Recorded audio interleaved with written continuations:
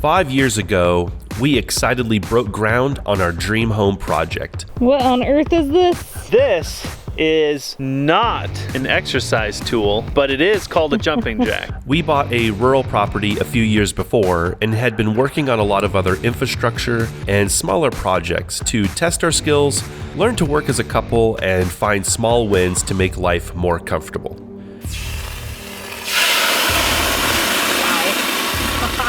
That's pretty hot. That's sizzling. We're just two people with no construction background, a dream of being debt-free, and a strong desire to build a home as a family with our own two hands.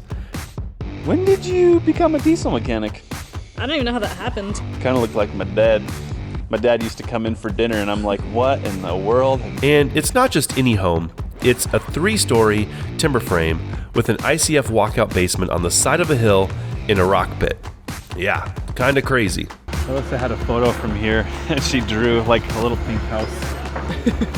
It's about what it looked like. From the arrival to our property, we had been documenting the process of arriving to bare land and putting in place things like our 2,000-gallon gravity-fed water system, a deck we built with a chainsaw mill, and our wood-fired hot tub, to name a few. Our goal all along was to simply document the journey to inspire others and honestly look back on. Looking at where we started makes us laugh at how incapable and unprepared we were for what was to come. I'm pretty sure you ain't a man until you cut firewood at night. You gotta take lights into the forest and cut trees down and make firewood at night. Then you're a man. I want firewood at night. But it also gives us a lot of joy seeing how we rose to the challenge, figured out one problem at a time, investing in our knowledge and our tools. As it turns out, a lot of really amazing people jumped in here and there and gave us a much needed boost to make this property and project come to life. Something we didn't really realize was just how many people would be drawn to this story.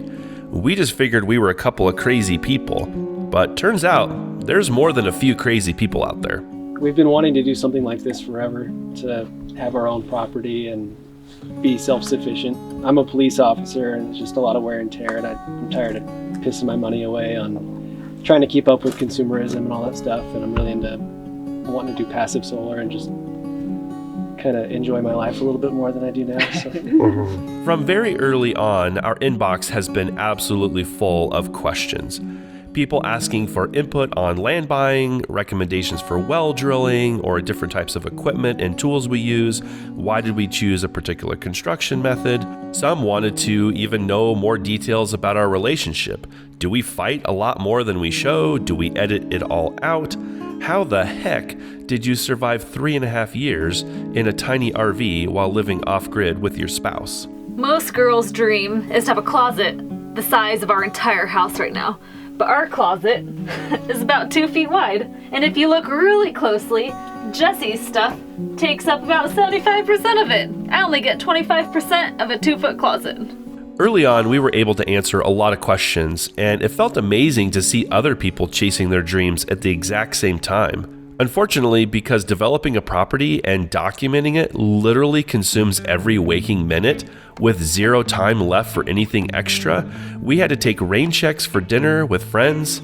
There was even a year where we only took 2 days off all year. In my past, when you take on a really large project like this, it's really easy to lose your identity. This is not who we are, it's who we are right now. So we're trying to kind of get back to finding ourselves, if you will, and spend some time together, laugh and have fun, make some memories, spend time with friends.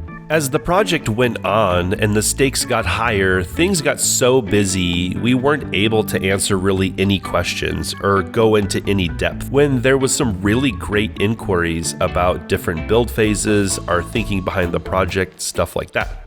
Cool, so we got 2 ratchet straps tied together. You have it screwed in down there, and then I'm gonna be pulling up here, and we work together to get the plywood in place.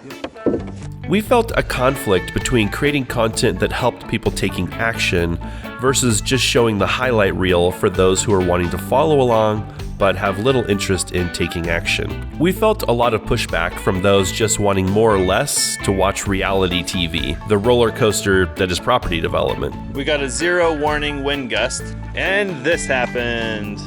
Yep, it's toast. Panel's shot. I have no words. But many were really tuned in and studying our decisions, the materials, the techniques, and the strategy. Whether we admit it or not, content on YouTube and all social platforms is built for the algorithms. Because creating content is time-consuming and expensive, creators have to make sure they're getting paid for their work. While YouTube is free to the viewer through viewing ads, the cost of that content is actually quite high. So in the end, that viewer who wants more than just entertainment, well, they get left empty-handed. Oh gosh, guys, watch out. Alyssa's already nesting. These towels fit in a lot better than your V. Now I realize that they're not white anymore. Yeah, but look at that. we have new towels on the way. Yeah, these have been very good to us, but white is a tough color terrible color around here to maintain in a country atmosphere. Gray? Gray's good. We are excited to be moving our primary content production to a new platform called Kerf. It will allow us to produce and serve the viewer who wants more. They want to know more about building things. They want to know more about property development and home building.